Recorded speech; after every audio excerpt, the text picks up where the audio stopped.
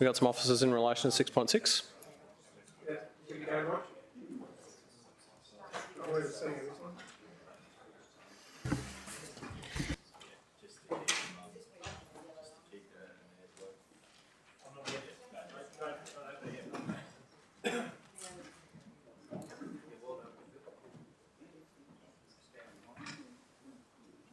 Just so I know. All right, Councillor Vorster, did you want a presentation? Or No, look, Mr Chairman, I'm very happy with the great work that city officers have done to curate a better outcome here. We did have an on-site meeting, and it was plainly evident, hopefully, to the city officers who were there that we've got an issue with some irregular and unlawful parking on the Placid frontage. And it's a bit of a concern because Silverbank Drive is a notorious spot for hooning, people driving at high speed, people effectively lane cutting, turning left at speed into Placid Court. And there's a concern amongst the community that with this extra frontage and the on-street car parking that it might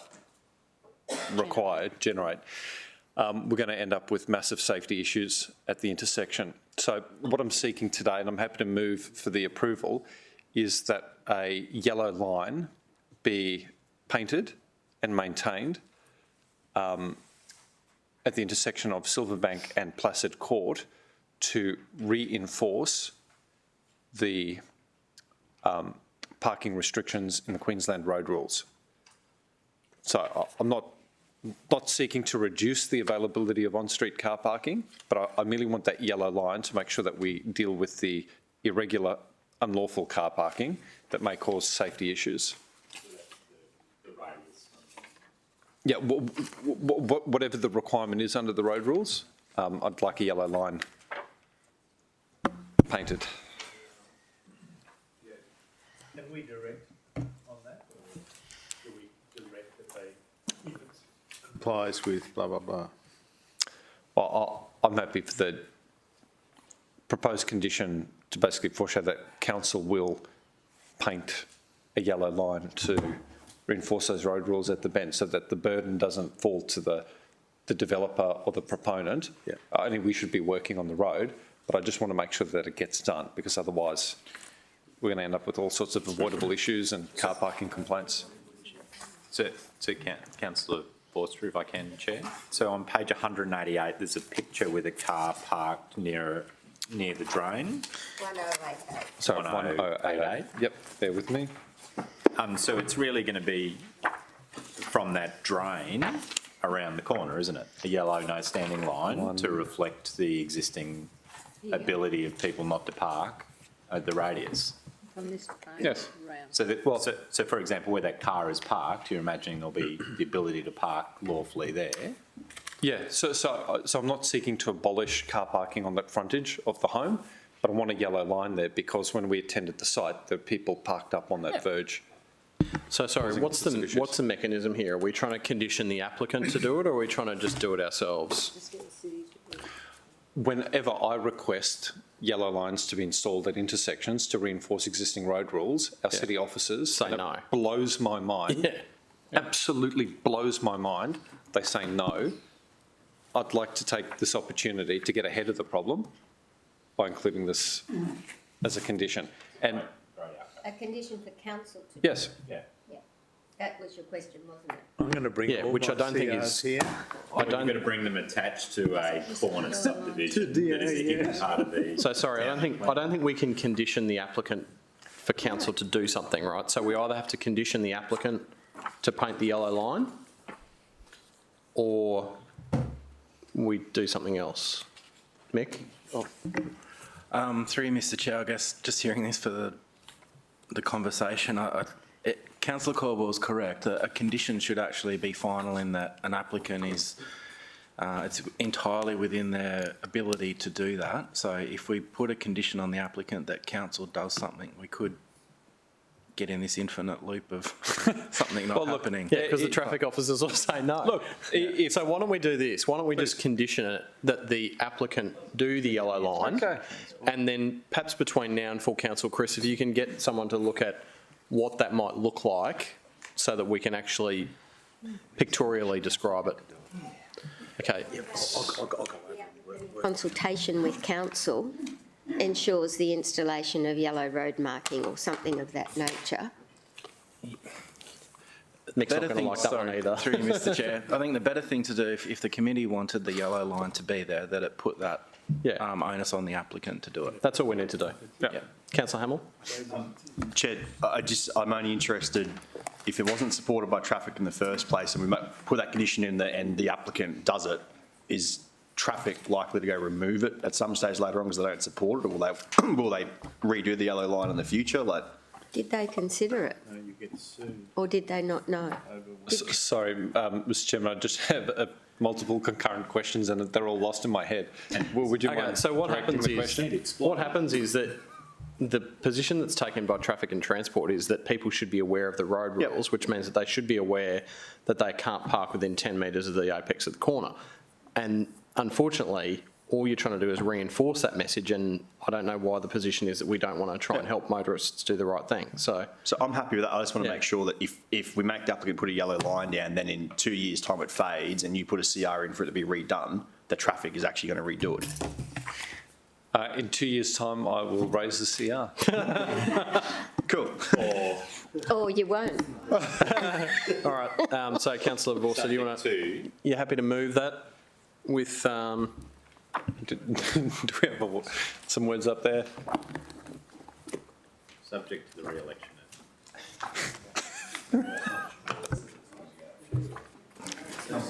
That's another Torum thing that you're going to need to modify. Can I just ask through you, Chair, did you raise this prior with traffic?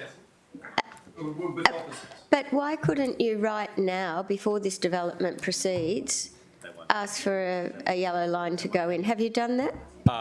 At this intersection, no, because I have no basis, because we've only got a single dwelling there and no driveway on that frontage. So after this approval, can you do that directly with traffic, saying, given the approval that has... Wants to remove it. I could, but every answer that I've ever received has been no.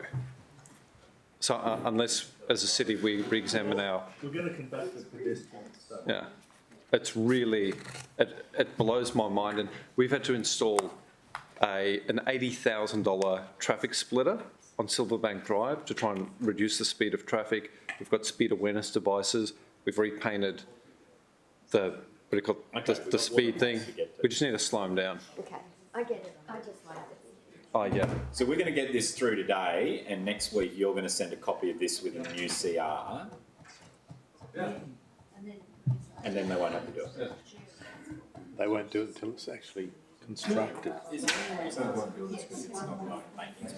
It's because he's pissed off Mark Bailey. They don't want to do it because it will lead to a proliferation of yellow lines everywhere. Yeah, and we've already got signs everywhere at Varsity, so we may as well have. How many signs did you install in the first 6 months? Oh, they're all taken down. You had more signs installed in 6 months than the previous time. But they're all gone. They were all used.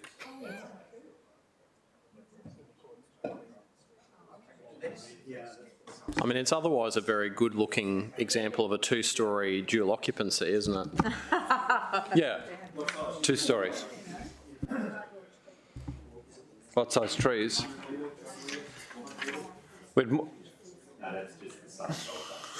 This is the southern Gold Coast, Varsity Lakes, stone's throw from Burleigh Waters.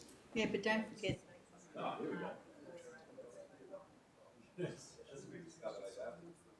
Daff and I have got another parking problem we're going to wage a war on, aren't we, Daff?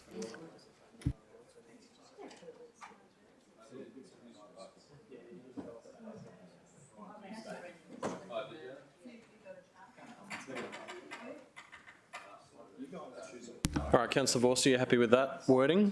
Looks good to me. Happy to Second move. by Councillor Peter Young. Did you want to speak to it further? Mr Chairman, we received a couple of submissions from members of the community. City officers gave those submitters an opportunity to have their concerns addressed through a negotiated process with the applicant. I think we've landed in a good place. a very good place, in fact, and I just want to thank the city officers for organising a site visit, because it actually gave me an opportunity to demonstrate some of the vehicular and traffic issues that stoked my interest in this yellow line. So that's all. Right, thank you. Second by councillor Peter Young already. Right, we'll take the vote. All in favour? Against? Carried. A good enthusiastic arm there, councillor McDonald, and waving back to you. Cheers, guys. Great. 6.7.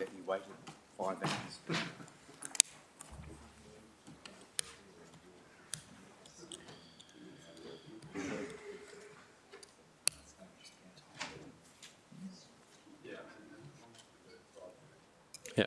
Do you want to move it, councillor Vorster? Seconded by councillor Pauline Young. Right, did you want to speak to it, councillor Vorster? Thank you, Mr Chairman. This is a major development application for the future of... You're staying, no? I'm staying. Yeah. That's when we go to So don't Yep. mind. Thanks, Madam Chairman. This is a significant development application for Robina.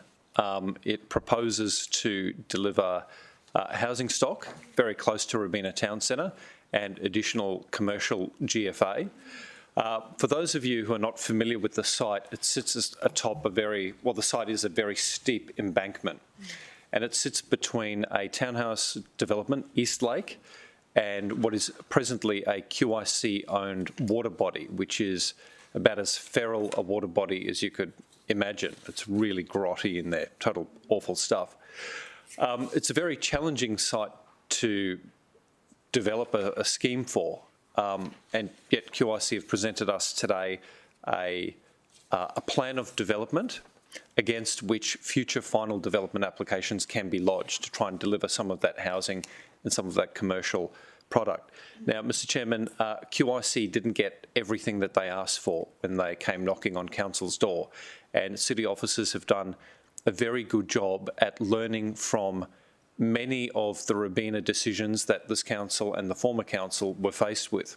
So, for example, Mr Chairman, you may recall that Cascade development in Robina, the two 14-storey towers, where council had to grapple with effectively a site layout diagram that didn't have the full weight it should have. That indicative layout plan could be disregarded. In this case, Mr Chairman, city officers have strengthened the language around that plan of development to ensure that we end up with buildings scattered across the site, but importantly, providing a transition from the townhouse development to greater heights by the town centre. Mr Chairman, you might cast your mind back to that, what I consider debacle of the Super Centrelink at Robina, where the applicant was able to use the provisions of the Act to provide their staff car parking at Robina Town Centre. That was a concern of mine. I did not want to repeat that with this particular site. I didn't want QIC to be able to dump their car parking problems at Robina Town Centre. City officers have strengthened the language in this plan of development to ensure that all car parking needs for the site are accommodated on the site. Mr Chairman, that lot 25 is presently owned and managed by QIC.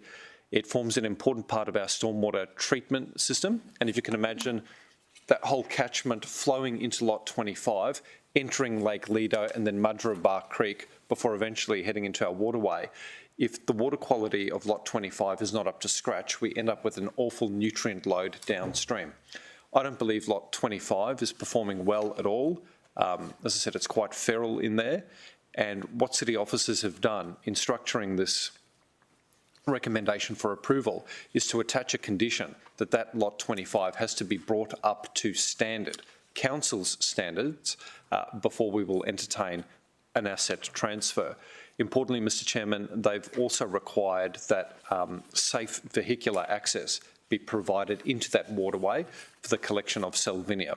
Because the last thing that we want is to have a built form and an internal road configuration that doesn't allow heavy harvesting equipment to actually get to the water's edge to extract biomass. So city officers have worked extremely well to get a good height outcome with a transition that takes the site from high rise to medium rise, and I want to thank them for that. city officers have worked extremely well to deal with the car parking issue by making sure that car parking needs are contained on site. City officers have also worked very hard on setbacks to ensure that from Robina Town Centre Drive, we have a development that presents almost in accordance with the Eastlake development at 3 Robina Town Centre Drive. And Mr Chairman, I think most significantly for me, city officers have put some language in there to deal with a future intersection upgrade. At the just below the water body on the right-hand side of the screen, you will see the rooftop of Robina Town Centre. It's a car park. Below that is Collier Quays. It's a road. It's a private road. So Collier Quays is owned by QIC and it meets our council road, Robina Town Centre Drive. But Mr Chairman, what is actually impossible for pedestrians in Robina to do, and future residents of lot 898 to do, is to actually walk down Robina Town Centre Drive, cross safely over Collier Quays to a pedestrian ramp which will take you into Robina Town Centre. That's presently impossible. In fact, if you live at existing Eastlake development or Eastlake B, which is the proposed development, in order to get to, say, Woolworths, you have to walk along that water body edge, lot 25, and you have to keep going and keep going and keep going. In fact, you have to walk nearly off the screen before you can get to an unsignalised pedestrian refuge sitting across 4 lanes of traffic before you can cross the road, which lands within about 5 metres of another intersection, a very unsafe situation. So by including language that requires QIC at a later stage, that's the FDA stage, to address that safe pedestrian access piece, I hope we can prompt QIC to do the morally correct thing, which is to deliver an intersection upgrade on their road at Robina Town Centre Drive. Everybody complains about development. I know a lot of people will have their hackles to see this development proceed, but on balance, we really should be supporting development close to services, close to where jobs are, close to where public transport are, close to where services are. This is a central area. It should get a higher level of development than low-set housing, but we need to make sure that that development prompts an investment in infrastructure. And I hope the language that city officers have settled on will prompt that infrastructure upgrade, because otherwise, Mr Chairman, as ratepayers, we're going to be picking up that bill, and we can't afford to keep picking up QIC's bill. Thank you. Thank you. Anyone else? Councillor Gates. Yeah, just a question through you. Councillor Vorster will know the answer, but that is a pedestrian bridge from, is that Collier Quays Drive right along? So Collier Quays Drive is the 4-lane road that runs left to right. And that is privately owned, you're telling me? Totally privately owned by QIC. So is there a footpath from along where the water body is? No. Yes, there is, on the northern embankment. So you come along, you see where that jacaranda, that purple tree is on the right-hand side? Yes. So underneath that canopy is a footpath. But not on the southern embankment along Collier Quays Drive, No. There's no footpath? No, so you've got to cross over the bridge. So if we can go back. If we could go Anyway, back. you cross over the bridge and you have to keep walking in the opposite direction of the... And is it not reasonable and relevant for us to have a requirement for a footpath at that location, going all the way up to Robina Town Centre Drive? Look, I've met officers on site for the last, I think, 8 months. I've been prosecuting the case for better pedestrian connectivity. That footpath isn't what's needed. What we actually need is a signalised pedestrian crossing at the intersection itself, because the shortest path to where people need to go is north-south through that intersection, which takes them into an internal pedestrian path through the car park to the lifts to the supermarket. So what's happening at the moment? And sorry, it's a bit difficult for me, but Mr Chairman, do you mind if I jump up? Permission to approach granted. You see how degraded that embankment is? Right? Over here? Yeah. Deputy Mayor? So that's degraded because I'm sure hundreds and hundreds of people a day aren't choosing to take that footpath along the lake's edge, over the bridge, in the opposite direction, to cross the road, to then trace their way back. They're not doing that. What they're doing is they're walking up, probably got permission to go behind the chair. probably a 4 metre batter in a really unsafe situation, climbing over a guardrail, right?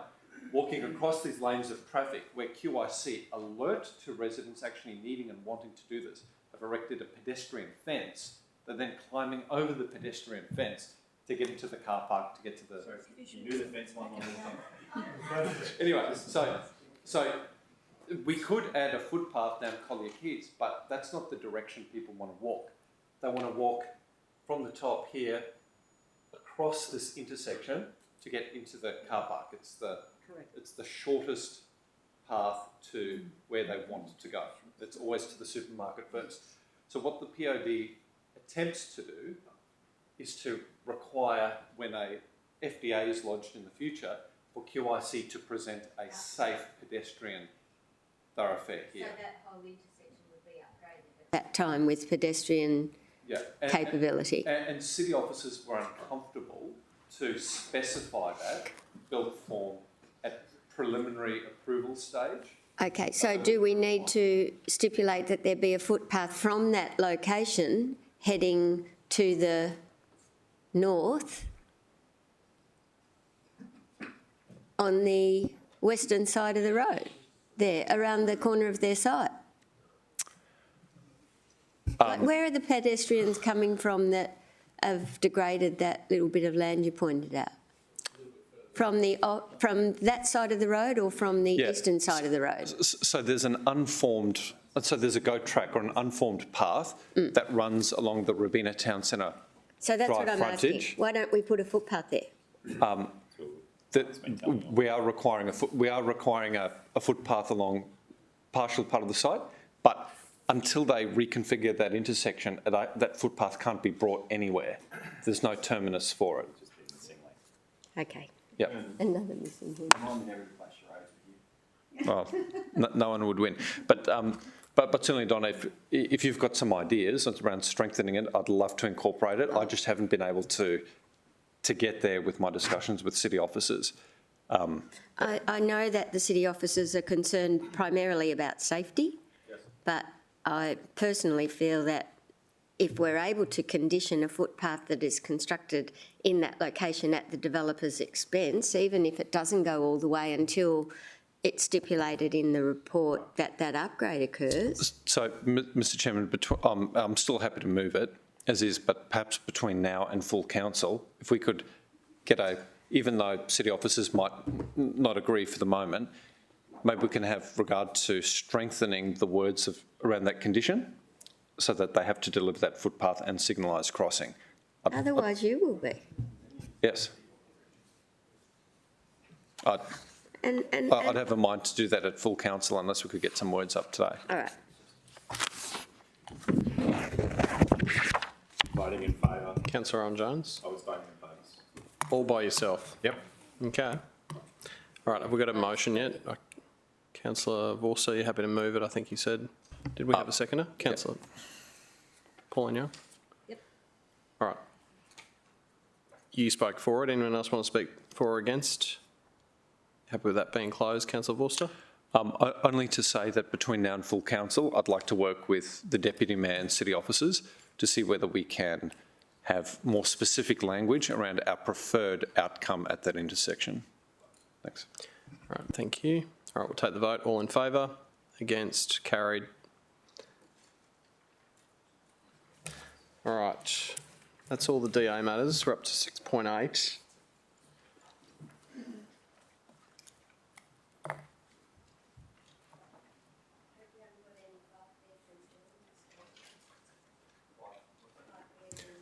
All right, Roger, who's, yeah.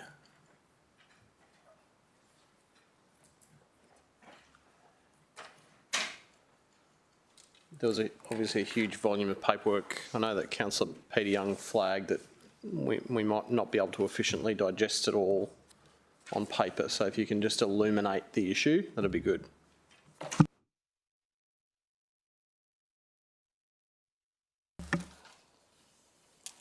Through you, Mr Chair, just a quick presentation on changes to the planning regulation that came through December late last year. The changes relate to detached dwellings and rooming accommodation only in the low-density residential zone. The changes, according to the State of Queensland, are these amendments further contribute to addressing the current housing affordability and supply challenges that communities are facing across Queensland. That's the nature of why the changes have come in. The changes themselves are actually quite limited to detached dwellings, and I'll try and keep this presentation as short as possible. The big changes are that the planning regulations have prohibited councils from making detached dwellings accessible development under our planning scheme. So what that means, applications for detached dwellings in the low density residential zone now will be handled as building works, meaning they'll all be handled through referral agency advice. Most of you will be aware of the referral agency advice process already for setbacks for dwellings. This will now cover height. So when dwellings are over 9 metres in height, they will not be subject to a material change of use application. They will not be subject to public notification, and the community won't have the opportunity of making a submission against them. They will be handled by referral agency advice. Just to allay some of your concerns, the regulation also allows, or it doesn't allow it, it actually has adopted the planning scheme benchmarks as an assessment mechanism for council officers to assess these applications. So what that means is council officers have exactly the same assessment benchmarks to assess dwelling applications over height. So really the only difference is we've denied an opportunity for somebody to make a submission on it. I know you have concerns, however, it is part of the regulation. Don't shoot the messenger. Another change is rooming accommodation. Already under the regulations, there was a rooming accommodation provision that up to 4 rooms in a rooming accommodation was basically prohibited from making that accessible. The state government have increased that, so you can actually now get 5 rooms, 5 persons can be part of a rooming accommodation proposal, and that is also prohibited from being accessible development under our city plan. Those are the big changes, and if we have time, Councillor Caldwell, Chair, we have a couple of small example scenarios that we'd like to put to you that hopefully just explains what this means in a bit more detail, and I'll hand over to Liam for that.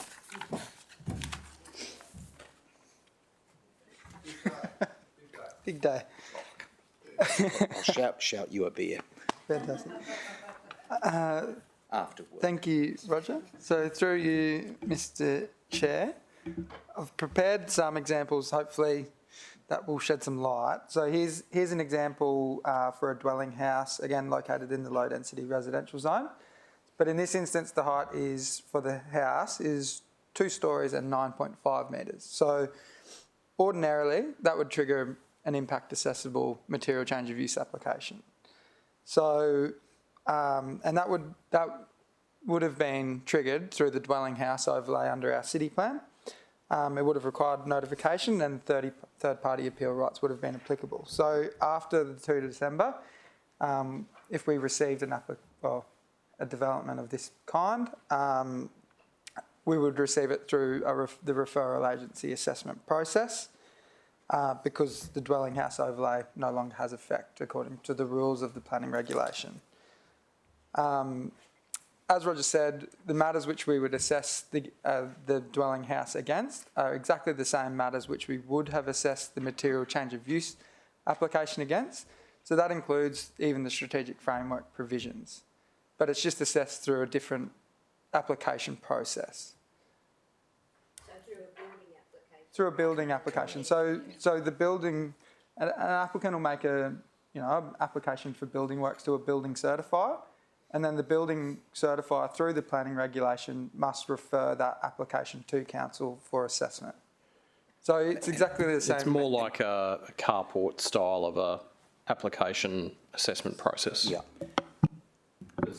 Yeah, but through you, Mr Chair, the council has the ability to direct the private certifier to refuse the building application if we consider the application doesn't comply with the benchmarks. We do have that ability. Yeah. So when something's impact accessible, we work on a particular timeline. So it's all fair and well that city officers might be able to direct a certifier to say no. But what timeline do we need to work to? So through Mr Chair, my understanding is that the building works referral process, once it's referred to council, we have 10 days to issue an information request. Once a response is received, we then have 10 days to make a decision. So, Mr Chairman, this is like the worst of what happens in Robina compressed fourfold, because, I mean, you guys do a phenomenal job through Mr Chairman as city officers. You guys do a great job at dealing with the volume of development applications we receive, but I don't think that you are properly resourced to be able to deal with turning around these referrals within 20 days. And I just worry that things will slip through the cracks, nothing to do with you, but from a pure resourcing point of view, we won't have the capacity to deal with it. And we might see approvals granted because we have to meet deadlines rather than us having an opportunity to pull things out, ask more questions and get a public interest outcome. So is it 10 business days or is it 10 days? Because Robina, it's 10 days. Through you, Mr Chair, the decision-making period for the building works referral is 10 business days. Right. However, to put your mind at ease, this process is not subject to the same, deemed approval provisions. It's a deemed refusal if we don't make the decision in time, or it's taken to be a direction to the certifier that we don't approve the referral agency application. And what would happen to the Express DA process? Does that have to change?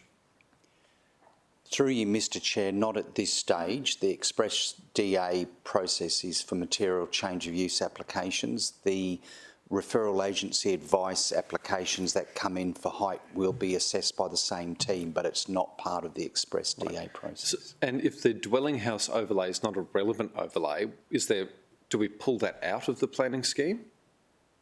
We've got to be careful of language, Councillor Vorster.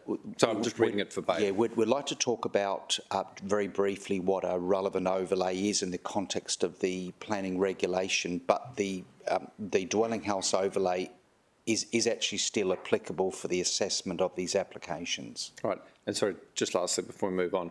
So this was a change to the planning regulation as opposed to the Planning Act. So there's a planning regulation 2017. Through you, Mr Chair, the planning regulation is associated with the Planning Act. Yeah, that's right. But it was the regulation instrument, not the act, that was changed. Correct. And was that done by ministerial direction or with the assent of the Parliament? Through you, Mr Chair, that's a good question and one that we would have to take.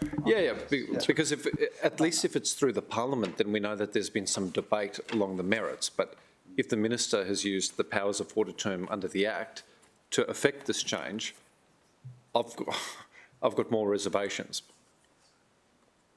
Through you, Mr Chair, we'll have to take that on notice and get back to you with exactly what that'd be great, thank you. Did you have any other slides, Liam, that were... Just quickly, they're relevant. We have that relevant overlay. Yeah, so this is a list of what are and are not relevant overlays. So the effect of the relevant overlays inclusion into the planning regulation means that the overlays which are listed as relevant overlays on your screen can still trigger a dwelling house or a rooming accommodation development to a material change of use application. And that part of our planning scheme will operate unaffected. So, but it's the not relevant overlays that will no longer be a trigger for those development types to become material change of use applications, but they'll still be relevant at the building work stage. So when we have a DA come through, we've got like a draft ICN to have a look at.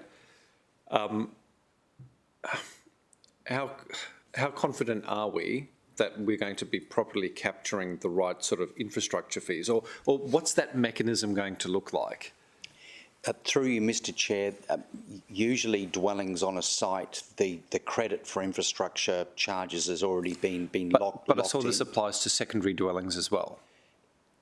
Through you, Mr Chair, that'll be a conversation for another day. In relation to state government, they have confirmed that secondary dwellings, a council is able to impose infrastructure charges. At the moment, our current infrastructure charges regime doesn't allow council to impose infrastructure charges. So my recollection is that we resolved not to levy infrastructure charges on secondary dwellings until the end of this term. That's my understanding. From next term, however, there will need to be a decision on whether we levy charges for secondary dwellings, and if we so choose, how will we be able to capture the infrastructure charges that we might want to collect if there's a proliferation of secondary dwellings? Yeah. Through you, Mr Chair, that's a very good question. So subject to a later conversation and resolution by council, if the council chooses to adopt infrastructure charges for secondary dwellings, I agree that usually the trigger would be the material change of use, where Yes. we'd add the ICN. We do have the ability through a building approval issued by the private certifier is still a mechanism that the council can use. So we wouldn't attach it to that decision, but the milestone of knowing when that building approval is approved, where we actually receive a copy, it's mandatory for the private certifier for the private certifier to provide council with a copy of the BA. That is the trigger where we would be notified, and we can issue an ICN at that stage. So, Mr Chairman, I think that's really important to capture as it's called an unintended consequence of all of this, to make sure that we have a process to recoup those infrastructure fees that we might choose to levy in the future. At the moment, it's a non-issue, but this slimmed down process risks us collecting revenue that might be due to us.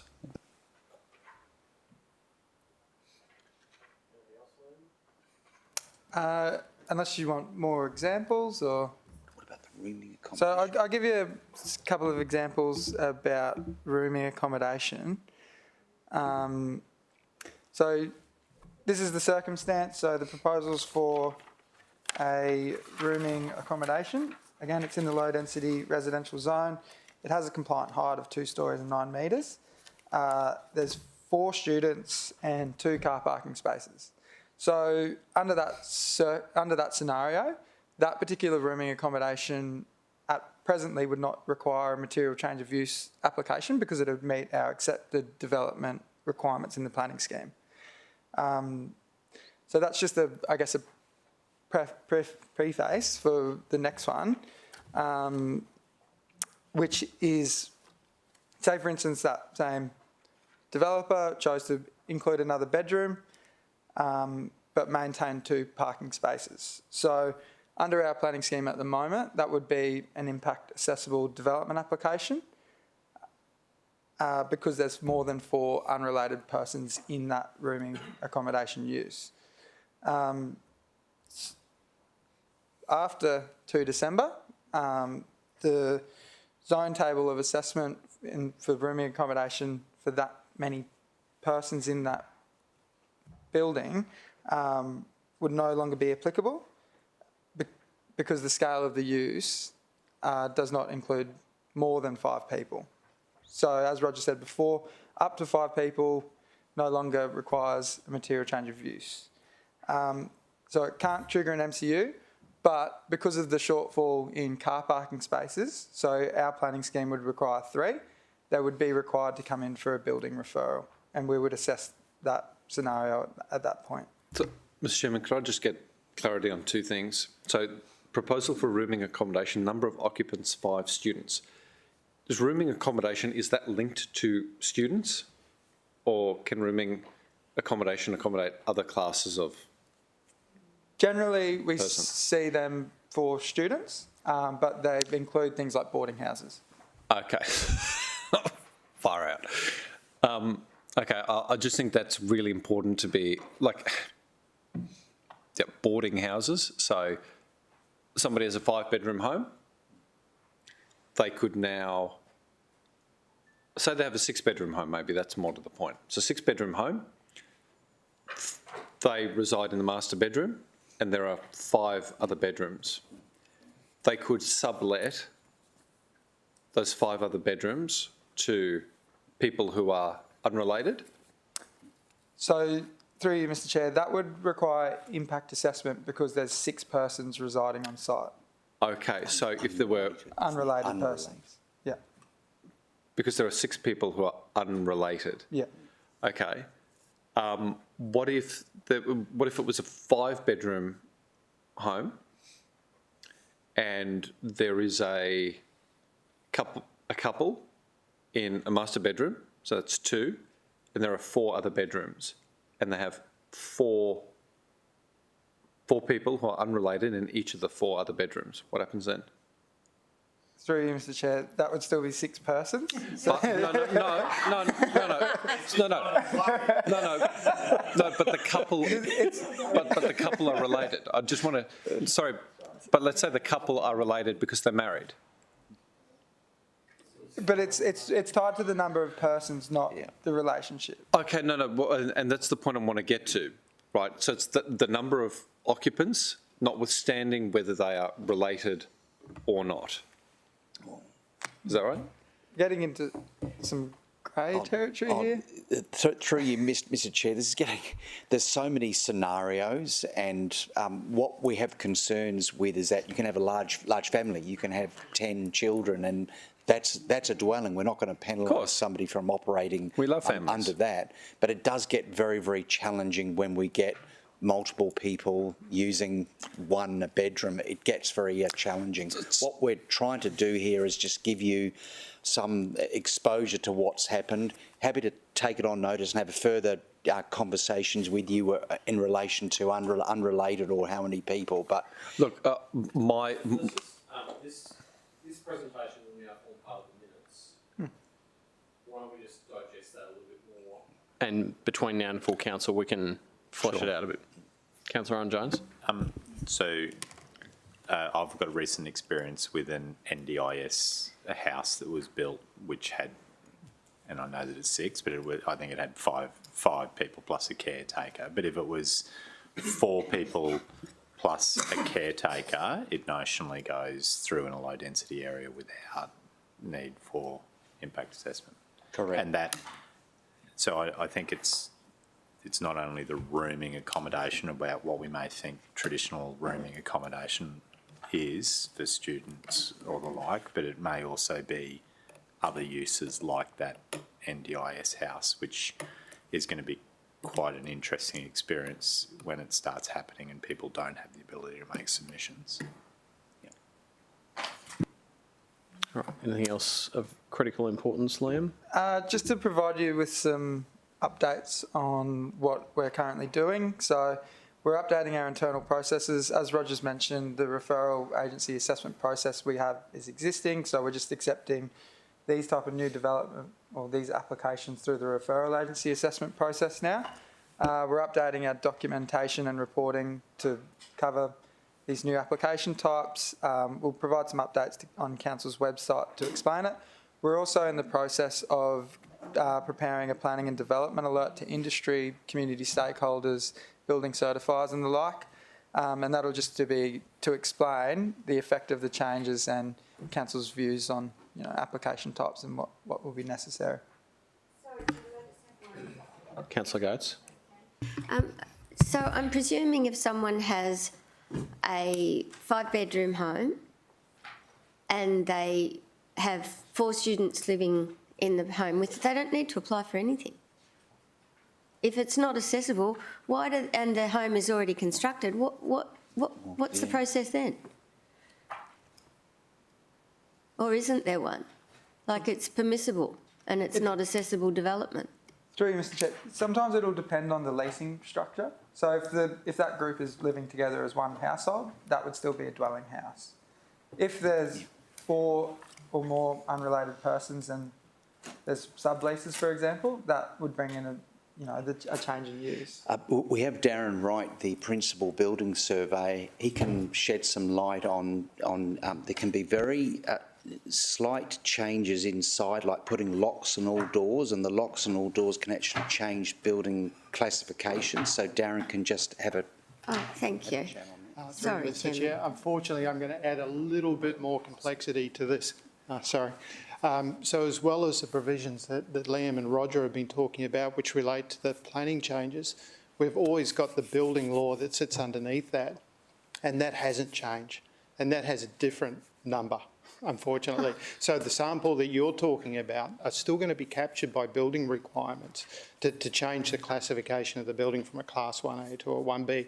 So that may indeed still provide a bit of a limit underneath what states made this change for. Oh, okay. And we're working on some public documentation to try and make this very easy to follow and simple to digest.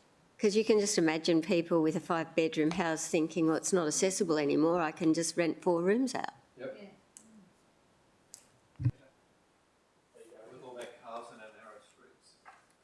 All right, so councillors, the recommendations on page 1158, which, as you've gathered from the presentation, this is a matter which has been, to borrow a phrase, foisted upon us by the state government. And so really we're simply noting the presentation and ultimately what the council officers are going to do. So I'm happy to move it. Can we get something back? So the recommendation is that we note it and that city officers prepare a planning and development alert and associated practice note, but I'd like to get something back in terms of any risks or issues that we identify in our conversations with city officers. It can run concurrently, but I'd like to get on a record what our concerns are as a city about what could unfold.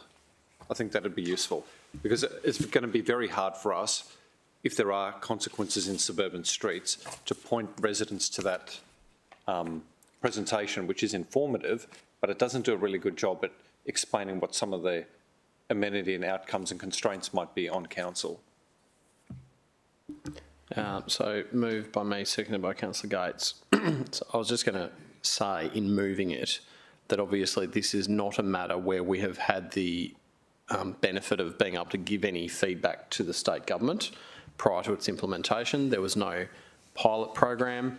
This is a very swift action, and we probably don't even know as yet what the unintended consequences may be to some of our low density residential areas as a result of this change. So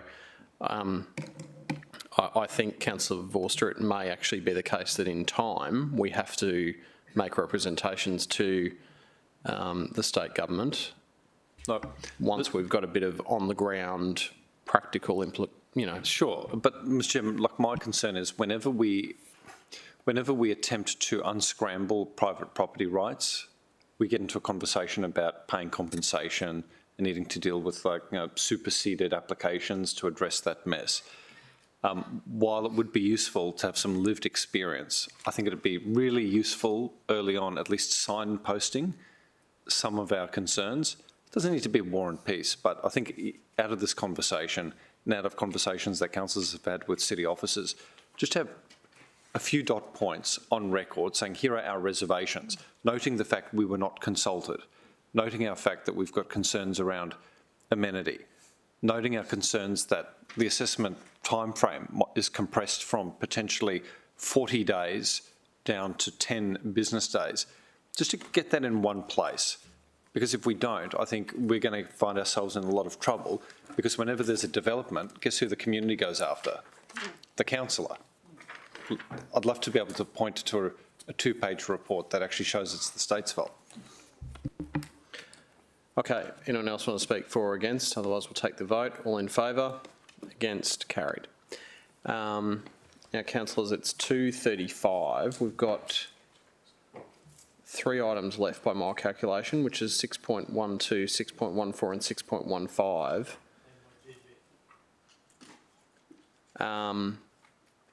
I was thinking we should just perhaps, there was a suggestion from someone, Councillor O'Neill, to hold over some matters to full council. I think that's probably a reasonable amount that we could impose on the full council proceedings, but I'm open to thoughts. Councillor Young, do you want to perhaps deal with your general business item? Yeah, that would be good to do that Just so that today, that could 'cause be dealt with now. I'd be seeking that we go into closed session for that, Chairman. So, The other ones were councillors, do mainly we, presentations, I think. so Councillor Owen Jones? So I don't need a presentation regarding the Oxenford investigation area. I was going to seek a minor change to the recommendation to just clarify the timing. So that'll be quick. Yep. Okay. What's the other one we've got? Our Natural City Strategy. Our Natural City, I can't remember who unstarred that. Councillor Young. I did, because it's just an important volume of work, and I thought we'd get a quick presentation about some of the key aspects of that. Well, If you want to wait, that's fine. why don't we just, I mean, I'm happy to move the, or if someone wants to move the recommendation, why don't we then pull it out at full council perhaps? I'm just conscious that we could be here for another hour if we delve into all of these matters, and I don't think it's, What's wrong with that? hey? Is there a problem with that, Chair? As well as water. You know, water and waste are currently adjourned Yeah. till, said till between 2:30 and 3. I reckon we can knock it over. Let's go for 3 o'clock. all right, let's press on. Item 6.12.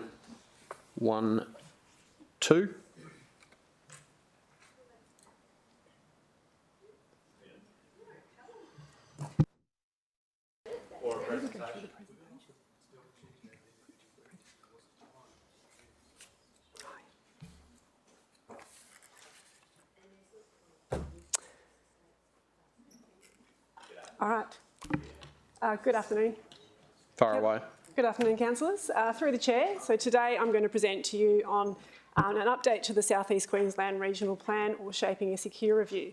So I'll present to you today our proposed key focus areas that we're seeking your endorsement of to progress our discussions with the state government in the lead up to a formal submission process. So you may be aware that the state has announced a review of Shaping SEQ. This is largely in response to the housing crisis. The anticipated completion of the review is by the end of this year. That does represent a compressed timeframe when compared to a usual review of a regional plan. So the state has indicated that the review will be a targeted update rather than a comprehensive review. So to help inform our discussions with the state and ensure that the critical issues for the Gold Coast are addressed within a new Shaping SEQ, key focus areas have been identified. So these have been formulated through extensive consultation with, across the organisation with our stakeholders, with over 40 stakeholders engaged and over 200 comments received. We've also considered the city's most up-to-date plans, including Council Plan and the Gold Coast 2032 Legacy Framework, in formulating these key focus areas. So this work has distilled down into the priorities, and we've grouped them under the Shaping SEQ themes, particularly of grow, prosper, connect and sustain. So what are the key focus areas? So the first theme is grow, or planning for population growth. So the key focus area under this theme include no significant changes to the urban footprint for housing. So our position is the city's urban footprint is sufficient to cater for our existing and future populations, while also protecting the environment and any exposure to natural hazards. So limited adjustments of the urban footprint are, however, considered, but a significant change isn't considered necessary under this review. This will help minimise infrastructure costs and will also help to drive consolidation into our existing areas. We're seeking the state demonstrate cost-effective and resilient infrastructure through undertaking an infrastructure analysis prior to making any changes to the urban footprint. We are requesting that the state update the dwelling supply benchmarks in consultation with the city to reflect any changes that have occurred between 2017 when the plan came in and what is the current situation. And we are seeking state support to promote consolidation and unlock our urban renewal areas. So this includes retaining the 80-20 consolidation versus expansion split in the plan, assistance and funding for the key enabling infrastructure to allow the consolidation to occur, and policy intervention by the state to help encourage diversity of housing, including potentially consideration of targets. We're also seeking the state to invest in and deliver on community education campaigns to help deliver housing diversity in the city. The next theme is PROSPER, or Planning for Economic Growth. So we are seeking a review of the regional economic clusters and regional activity centres to accurately reflect the evolution of these areas that has occurred over the last few years and to maximise and enhance their growth and benefits. We are seeking increased state leadership on implementation within these areas, including consideration of the disparity between where the jobs are located and where the people live, and also the state support of investment in key enabling infrastructure in these employment areas. We are seeking the state to consult the city on the future of the Yatala-Stapleton industrial area and its potential to contribute additional land supply from an economic perspective, both in the short and long term. So this includes commitment from the state on the key enabling infrastructure in this area, but particularly the Coomera Connector, which impacts this area. And we are seeking the support for a circular economy approach within regional plan to embed that into the regional plan to support a sustainable region. The third theme is Connect, planning for infrastructure. So we have highlighted the state needs to continue to plan for, invest and implement the SEQ Regional Transport Plan and Regional Infrastructure Plan in alignment with the regional plan and consultation with the city. We are seeking infrastructure funding mechanisms that are sufficient to facilitate growth, including a comprehensive review of the infrastructure charges, cap and definitions in consultation with the city, and identification and delivery of alternative infrastructure funding mechanisms. We're also seeking state recognition, investment and commitment to some city shaping infrastructure for the city to help achieve the shaping SEQ benchmarks and support the Brisbane 2032 Olympic and Paralympic Games. So there is a number of projects that we are seeking to be referenced or included in the regional plan, some of which are already there, but it is improved east-west public transport corridors and road networks, accelerated light rail connectivity, connecting heavy rail to the Gold Coast Airport, acceleration of Greenheart, the provision of water, waste and energy facilities, and the provision of regionally significant cultural infrastructure. The final theme we have is Sustain, planning for the environment, climate change and natural hazard resilience. So while consolidation is key to protecting our environmental values, it's also essential that Shaping SEQ strengthens the identification and protection of our city's priority environment landscape, matters of environmental significance and all the species that use them.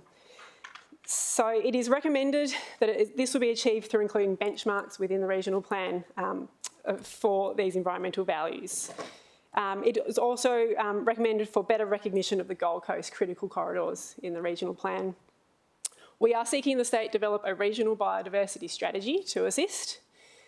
We are seeking the state provide leadership on climate change. So Shaping SEQ should outline how the region will plan for the impacts of climate change, and that includes natural hazard exposure of agricultural land and property that is likely to occur within the planning horizon of the regional plan. We're also seeking the state to integrate climate change and resilience into all facets of planning, including the state's commitment to a net zero emissions by 2050. That is, I guess, a summary of those key focus areas. So I'm happy to take any questions. Right, Thank you, Councillor Peter Young, then Councillor Vorster. Thanks, Chairman. Thanks, Samantha. That's a great rundown.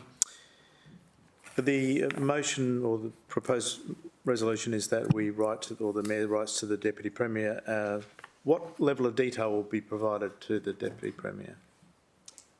Through the chair, I guess largely what is in that agenda All of report that that you report, have today basically. Okay. would be included in that letter, yes.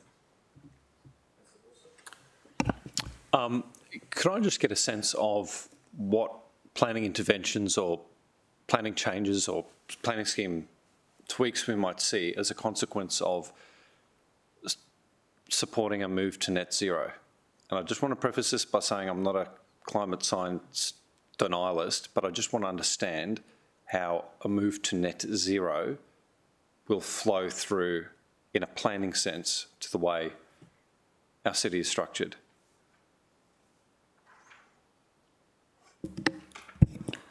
Through the chair, a lot of that information is already regulated through like the Building Code of Australia, where it regulates things like solar orientation and access to other means of electricity and all that sort of stuff. But the circular economy also supports reuse of building materials at a localised level. In terms of how it actually needs to be embedded in a planning scheme, that is work that still has to occur. So we can't provide a definitive answer. Right, so and I appreciate this is early on in the process.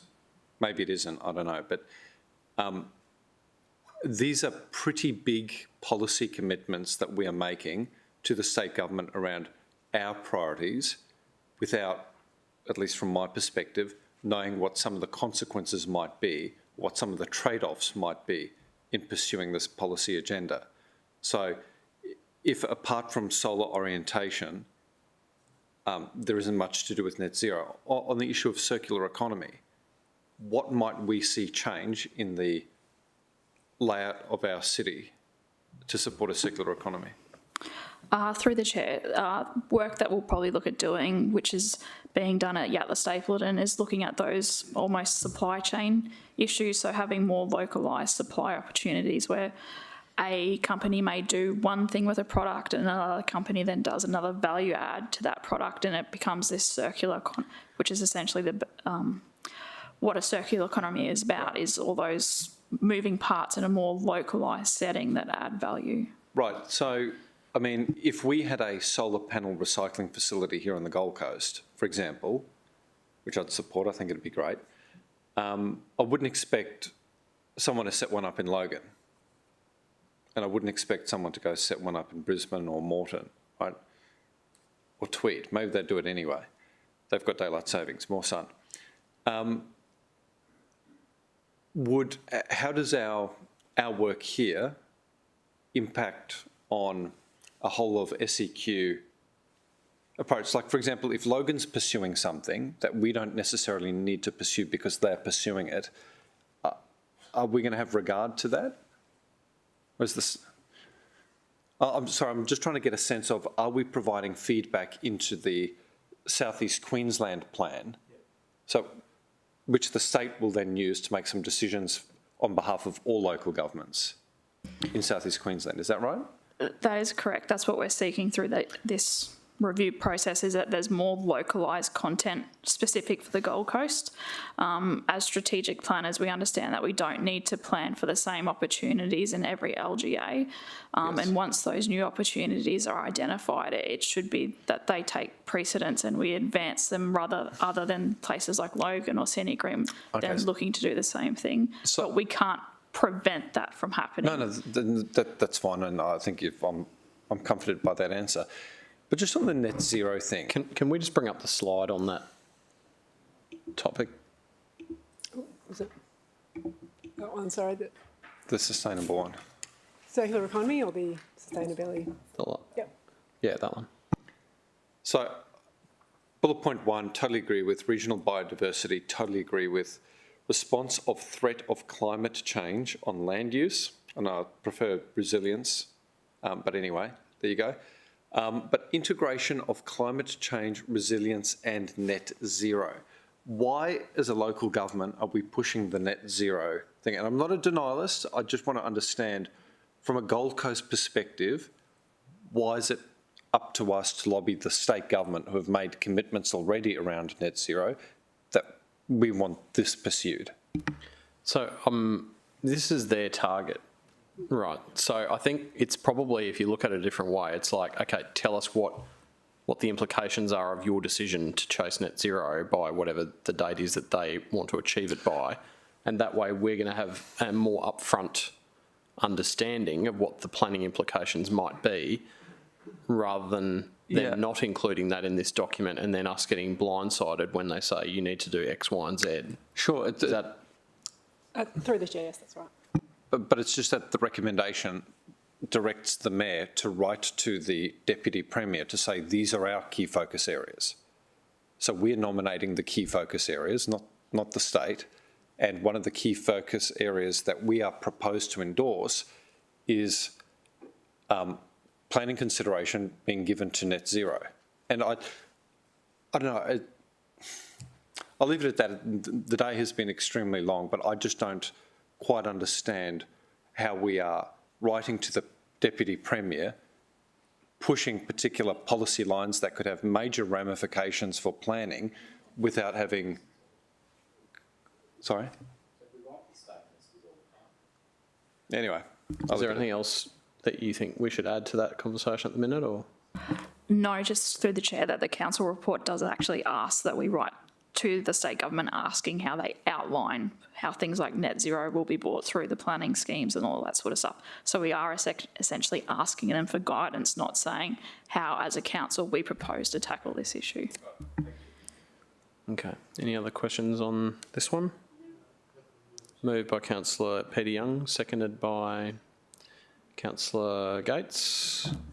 I just wanted to say, if I might, we're really blessed to have such amazing capacity in this city to be able to respond to major things like this, which are going to influence us and our future communities. And I'm grateful for the opportunity that we've heard this review. It's important work. Right, anyone else want to speak for or against? We'll take the vote and call a division. All in favour? Councillor Hamill, Councillor Owen Jones, Councillor Gates, Councillor Peter Young, Councillor Pauline Young, Councillor O'Neill, Councillor Caldwell. Against? Councillor Vorster. No, it's just the recommendation says that these are the city's key focus areas for consideration by the state. It's not, we're not asking the state for its response. That's all. Sorry. Okay, next item, 6.1. Daff, you're active on social media. You're always...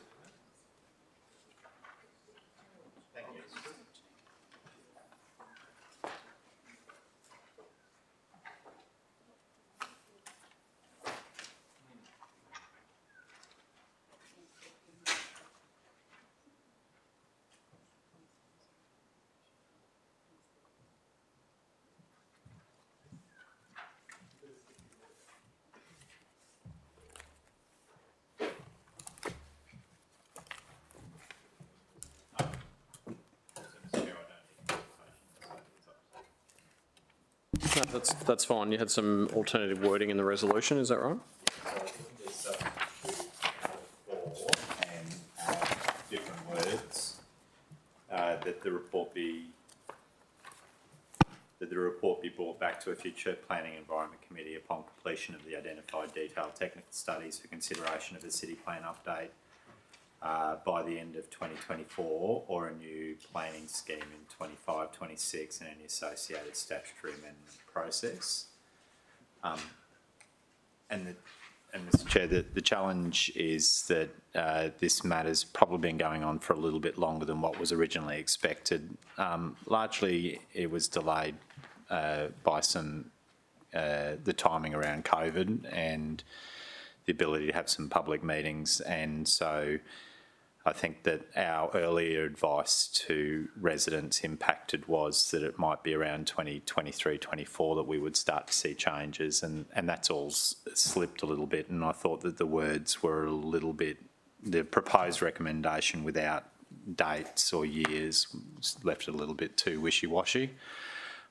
We clearly don't know when the next overview of the entire city plan will be, but I think that it's expected that every 10 years we'll look at doing a major overview. So given the states, how the states dealt with the City of Gold Coast in regards to updates 2 and 3, we've got a bit of uncertainty in regards to timing at the moment. So whether or not it'll be an amendment or part of a new package.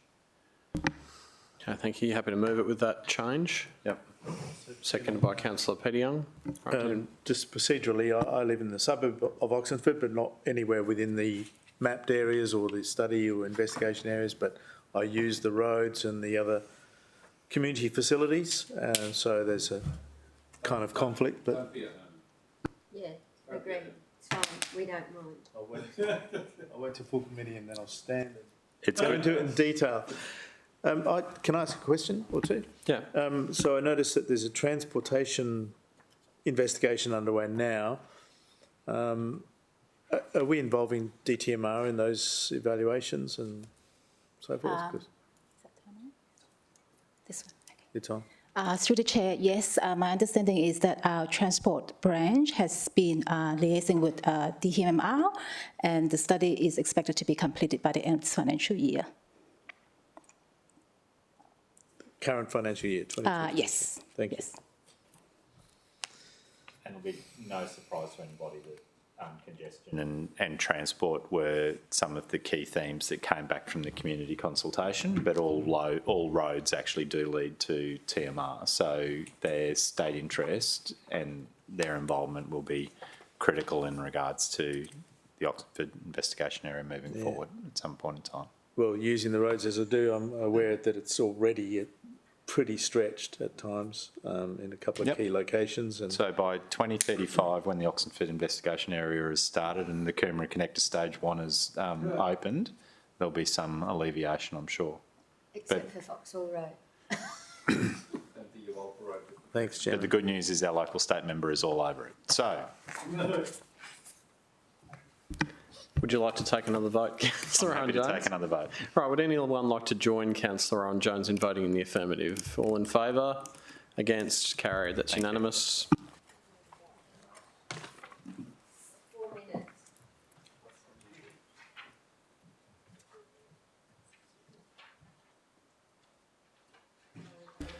Six 6.15. Yeah. Moved by councillor Owen Jones, seconded by councillor Peter Young. Look, I don't like the officers waiting around for a long time.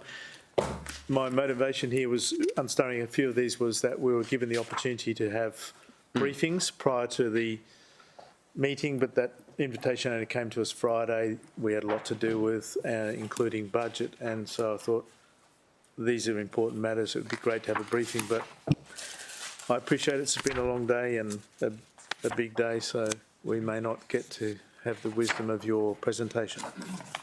There might be some time to catch up between now and full council anyway, councillor Young, if you... Right, so we'll take the vote on that. All in favour? Against? Carried unanimously in support of the natural environment. Right, now, councillor Young, you had a general business item. Thanks. Thank you, officers. I would seek that we go into closed session, Chairman, for the reason being that the matter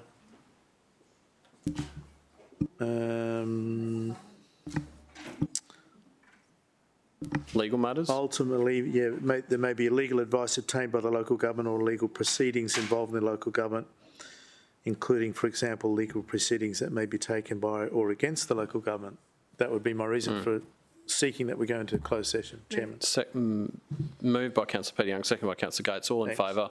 Against? Carried.